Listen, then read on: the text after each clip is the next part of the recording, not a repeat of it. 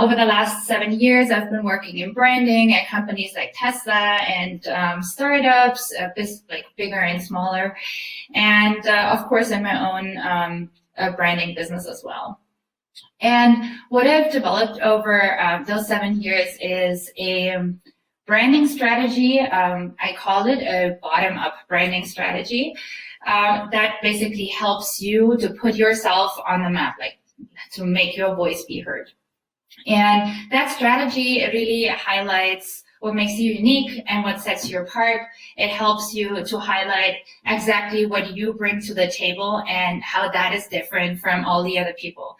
This is how you make your voice be heard, right? Because you show what unique composition of values and personality and experience and skills you bring to the table, and that is always unique because everyone's unique composition is different, and we should be proud of that. So, and the strategy, I'm going to talk about it a little bit because I want you to walk away from this conversation or from this talk with actionable advice and a first toolkit that will help you make your voice be heard. And if you want to have more, there's more. I've written all the things you need to know about personal branding and making your voice be heard and down in a book. It's called Unique: 6 Simple Steps to Creating a Highly Effective Personal Brand. And you can find it on Amazon. Just search for Melanie Goel and Unique, and you're going to find it right there. But we only have 15 minutes, and so let's make that time count. I'm going to jump right into it. So I think we all know in order to have our voices be heard, personal branding is important, and in a highly skilled audience like this one, I don't have to explain why, but I think what we can do is talk about how we can make it better.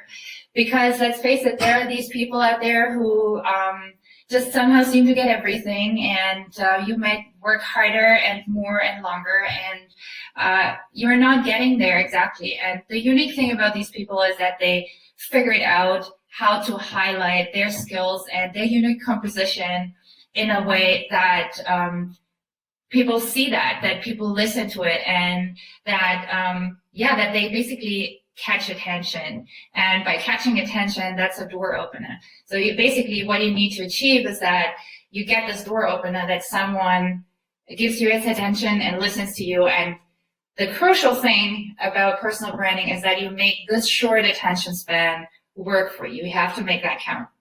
And how do you make that short attention span count? You have to explain the most important, or summarize the most important things about you in a very concise and short message. I'm going to go into this a little bit later, but the big question, and I know that because personal branding or branding itself is so vague, and you can talk about, oh, you need to have this short message, but the big and the most difficult part of this is like, how do you get to this message, right? So how do you get there? This is the crucial part and the difficult part. It's hard work, and but I'm going to give you the most important tools in this talk today that you can get started on it. Believe me. So then let's go into it. So why did I call this a bottom-up strategy? Bottom-up is basically that we first look, or I also sometimes call it inside out. It's basically you first look who you are instead of looking outside. So Simon Sinek, he has this really amazing quote, and it's called, "To stand out, you need to know what you stand for." This really sums up what the inside out or bottom up branding strategy means. And the reason is, and trust me, I've done this like a million times before I understood how to do personal branding the right way. So what we usually do is we go out and we see people who are super successful, and we think, oh, awesome, let me replicate this. Let me replicate how this person, because it worked for that person, it should be working for me too. And then we just research how that person got so successful. We read books and we read articles, and then we try to replicate it, and it doesn't work. Why does it not work? Because that particular strategy worked for their particular personal setting. So personal branding is called personal branding because it's personal. So everyone's or each individual or our individual success depends on our individual setting, like our values, our personality, our skills, our experience. So that combination is that unique setting. And you can use a similar you can use the same strategy, like what I'm doing now, but it doesn't necessarily mean that if that person was communicating that way or using that particular social media tool or that kind of design, that it's going to work for you as well. Because in the end, it has to be authentic. And if it's not, then it's just not successful, right? So that way, your voice is not be heard. Instead, your voice is kind of, it's lacking authenticity.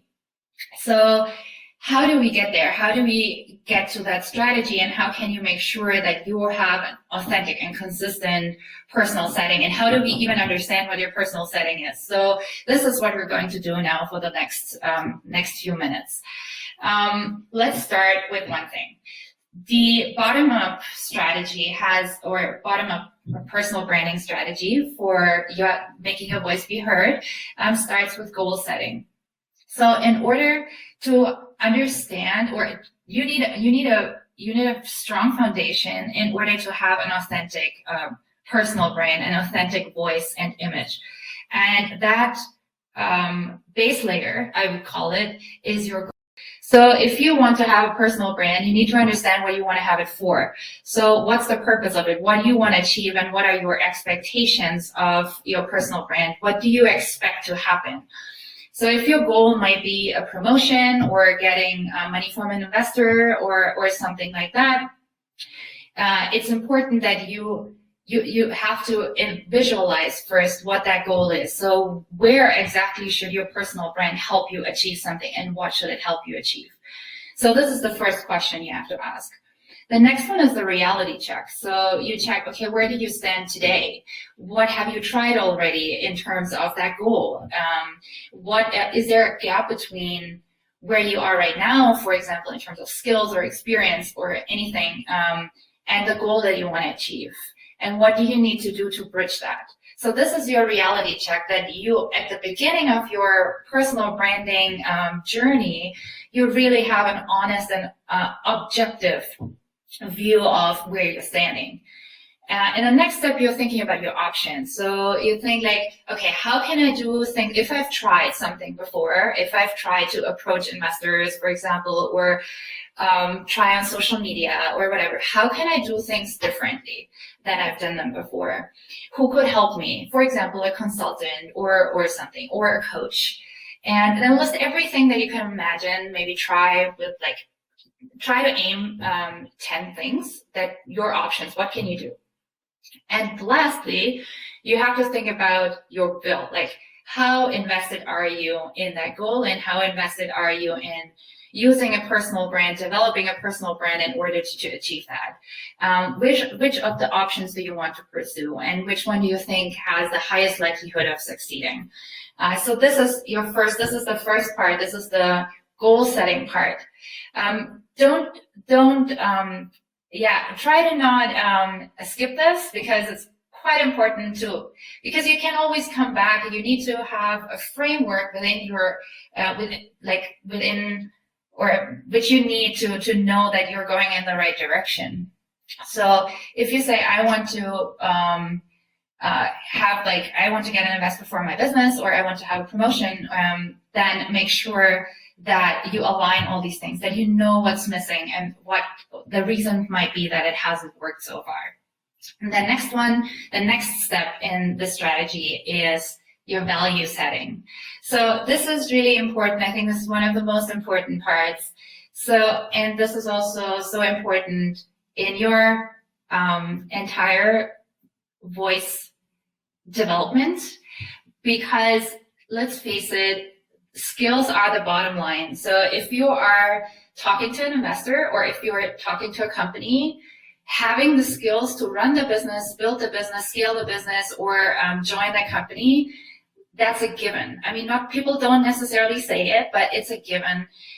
They choose the personality that they think is going to actually make it happen. A personality where they think, okay, this person is worth investing in. This person brings everything apart from the skills, because all the people that they will talk to in the last round are going to have the skills. But whatever you bring from your personality side, this is going to be the decisive factor in the end. So what you can do here, because the value exercise is very difficult, I think I've done it like 7 times. There's a bias of first choosing values that sound really amazing. So do that exercise over and over again to actually come to the one that are the most authentic to you. You can go on my website, MelanieGoel.com. There is an area, worksheet area, and you can download the one for values. But you can also, if you don't want to do that, you can also do another one. So think about leaving a room. In that room, there are a lot of people who are important to you, and business-wise, personal-wise. And if you leave the room, think about what are the 3 words that they are saying after Melanie is. So what do I want people to say about me in 3 words when I leave the room? How do I want people to perceive who I am? So this is on really the personality value level. And then ask yourself as the next question, what is the one thing you want to be known for? This might be more on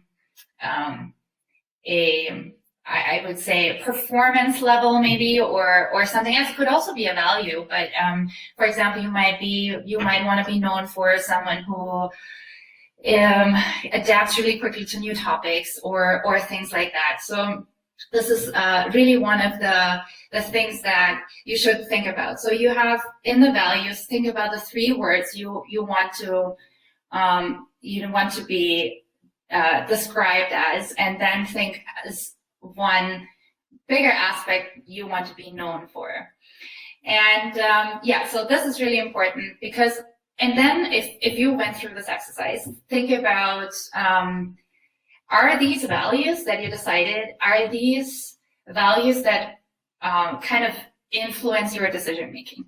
So our core values, which really represent how we are conducting ourselves in public, how people experience who we are, these values usually also affect all the decisions that we're making. So for example, for me, one of the important things is being creative.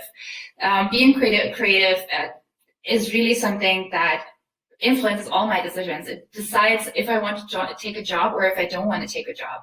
Can I be creative there? Can I not be creative there? And things like that. So this is something you should keep in mind. So why do we spend so much time on the value part? The reason is what I just mentioned. So if we're building an image, if we're creating a voice, it has to be a voice that really represents how people experience you. So this is really important. And what I want to say here, I think this is where personal branding got sidetracked in the last years. I think personal branding now has this image of creating fake personalities. We see that on Instagram, for example, where we have a lot of happy, smiling people. But if you are creating a fake image, that is prone for mistakes, I would say, because let's say you have a bad day and then you forget about something that you've decided for your image, then it's being inconsistent and people start thinking like, okay, she's just lying all the time. Like, who is that person really? So in a business sense, make sure that the values are really something that you can hold up every day, something that's really so unique, like so real and authentic to you that you don't really even think about it that much, because now we're getting to building an image. So that image that you're creating, you're thinking about how does a person with those values, what kind of attitude does it have? What kind of communication style does it have? How does a person react? So for me, it's always more of a laid back, of a colloquial way of communicating with people. This is very real and authentic to me. So I also keep that up all the time, because if you want to get your voice be heard, you have to repeat, like people have to have the same experience over and over again, right? So people need to experience you the same way. And at some point, they don't even have to read your name. They say, oh yeah, this message is from Melanie, because they know exactly how I sound.